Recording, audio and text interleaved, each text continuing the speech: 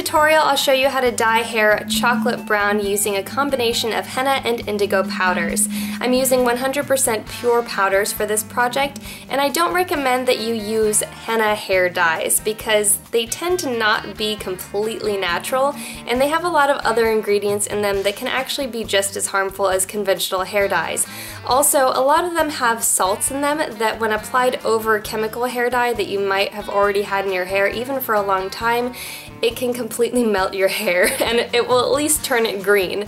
So I recommend using pure henna and indigo for this project. I'll link in the description below where I get mine, and it's 100% pure henna, 100% pure indigo.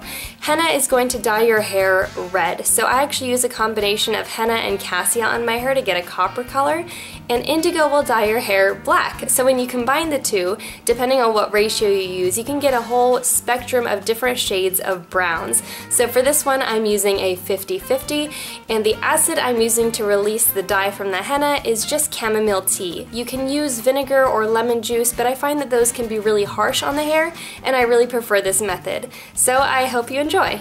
Begin by brewing a very strong chamomile tea to release the dye in your henna. How much you need depends entirely upon how much hair you have, so I usually brew more than I think I'll need. Then begin with your henna, keeping in mind that this is going to make up half of your mixture. Then pour your tea into your henna a little bit at a time, mixing with a fork or a whisk as you go. Now I'm using 100% pure henna and indigo powders for this.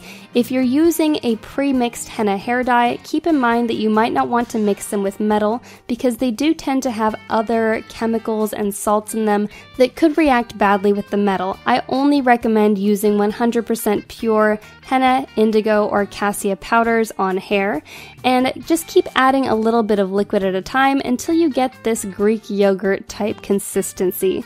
Then it's ready to be covered up loosely with a lid or some saran wrap, and leave it in a warm place for the dye to release for 8 to 12 hours. Once the dye is released, you'll see a little bit of what looks like reddish oil sitting on top of the surface of it. Once the dye has released, you're ready to start mixing your indigo.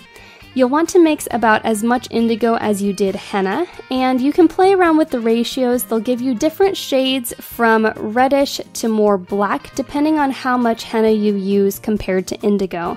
For this, I was going for more of a chocolate brown with red highlights, so I did 50% indigo and 50% henna. You'll want to keep adding water slowly until you get sort of a cream spinach consistency. Then add the henna to your mixture and stir this very, very well. You'll want to make sure you completely blend this as well as possible, otherwise you could end up dyeing different areas of the hair, different shades of colors. You need to make sure you completely blend this mixture as thoroughly as possible. For this video, my beautiful sister Natasha is modeling for me. She's also brilliant and funny and very talented, but we're just focusing on her hair for this video. She has this gorgeous long dark brown hair, and she actually usually dyes it with henna, which gives it a little bit of a reddish tint. But for this one, we're going a little bit darker than usual. So what I like to do when I'm applying the henna is apply it first along the hairline, usually around the nape of the neck, and then working my way up around one side of the head, and then ending it back behind the opposite ear. I do this because I like the area along the hairline to be the area that I'm absolutely sure I'm getting the absolute best coverage. So if it dries out as it goes, by the time I'm done with the rest of the hair, I can add a little bit more of that henna indigo mixture, and it's going to moisten it up and keep dyeing it a really nice, rich color. And as you go, make sure you're fully massaging the henna mixture into the hair. You'll want to make sure the scalp actually feels wet, so that way you know it's getting deep down into the roots of the hair. As you go, make sure you're massaging that in and that the scalp does feel wet and that you're getting it really deep in between those hairs. If you're not massaging it into the head, it's just sitting on top of sections of hair. Once you've gone all the way around the hairline, part the hair down the middle of the back of the head, and then begin massaging the henna indigo mixture into the part. You'll want to do this the exact same way you did along the hairline, making sure you press down and you're massaging it in between all those little hairs and getting it right up into the scalp. This is going to ensure you're not going to miss any patches in the back of your head that you might not see later until you rinse everything out. Once you've worked the henna and indigo thoroughly into that part, do another part, about an inch to a half inch over from the original one, and just keep repeating this process until you've done an entire side of the head. And I recommend using these small sections for your parts, because if your parts are too far apart, you're going to be missing entire strips of hair in between each of the parts, because you're not going to be able to massage this thick henna indigo mud into the scalp. Once you've done both sides of your head, massage that in and make sure all of those hairs are stuck together. This is going to help make sure your henna stays wet underneath the surface, and it's going to help it dye for a longer period of time. Once it dries out, it's not going to be dyeing the hair as well, and it's just going to flake off. So you need to make sure you're keeping that moisture trapped in there next to the scalp. And once you've done all of the roots of the hair, you can move on to the lengths of the hair. And the exact same principle applies here. You'll want to work in small sections and make sure you're massaging it thoroughly into the strands of the hair, because if it's just smoothed over the surface of a ponytail, it's only going to be dyeing the hairs on the outside of the ponytail, and you'll completely miss everything on the inside. So make sure that you're separating that ponytail into small sections and massaging that mixture thoroughly into it. And once you've completely saturated all of the length of the hair, fold it up into sort of a messy, squishy beehive on top of the head and press it into place. It should be wet enough to just stick right up there for a few seconds while you prepare to get something to cover it.